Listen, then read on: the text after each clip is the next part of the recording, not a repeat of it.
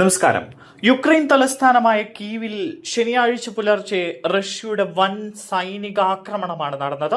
നഗരത്തിന്റെ വിവിധ ഭാഗങ്ങളിൽ ശക്തമായ സ്ഫോടനങ്ങൾ ഉണ്ടായതായും വ്യോമ പ്രതിരോധ സംവിധാനങ്ങൾ സജീവമാണ് എന്നുമാണ് യുക്രൈൻ അറിയിക്കുന്നത്. ക്രൂയിസ് മിസൈലുകളും ബാലിസ്റ്റിക് മിസൈലുകളും ഡ്രോണുകളും ഉപയോഗിച്ചാണ് റഷ്യ കീവിനെ ലക്ഷ്യം വെക്കുന്നത്. അമേരിക്കൻ പ്രസിഡന്റ് ഡൊണാൾഡ് ട്രംപുമായുള്ള നിർണായക ചർച്ചയ്ക്കായി യുക്രൈനിയൻ പ്രസിഡന്റ് വ്ളാഡിമിർ സെലൻസ്കി യുഎസിലേക്ക് തിരിക്കാനിരിക്കെയാണ് ശക്തമായ ആക്രമണമെന്നത് ശ്രദ്ധേയമാണ്.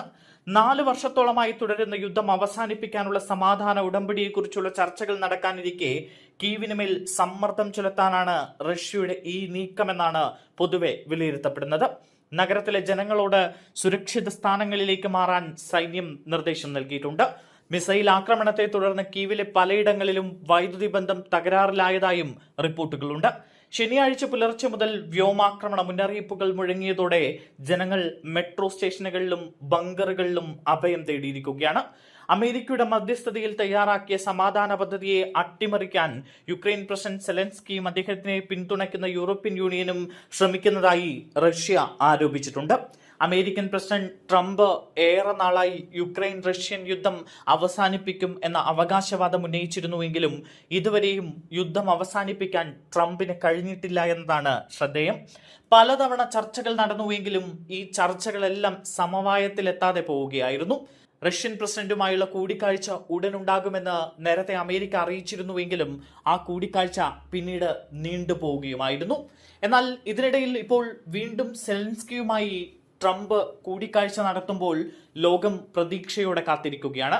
കാരണം ഏറെ നാളായി റഷ്യ യുക്രൈൻ യുദ്ധം തുടർന്നുകൊണ്ടിരിക്കുമ്പോൾ സാധാരണക്കാരായ നിരവധി ജനങ്ങളാണ് ഇതിൽ ബുദ്ധിമുട്ടുന്നത്.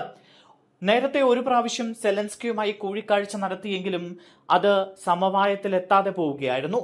ആ കൂടിക്കാഴ്ച വലിയ രീതിയിൽ ലോക രാജ്യങ്ങൾ നോക്കിക്കാണുകയും എന്നാൽ സെലൻസ്കിയെ ട്രംപ് അപമാനിച്ചു വിട്ടു എന്ന തരത്തിലുള്ള ചില വ്യാഖ്യാനങ്ങൾക്ക് ഇടവരുകയും ചെയ്തിരുന്നു.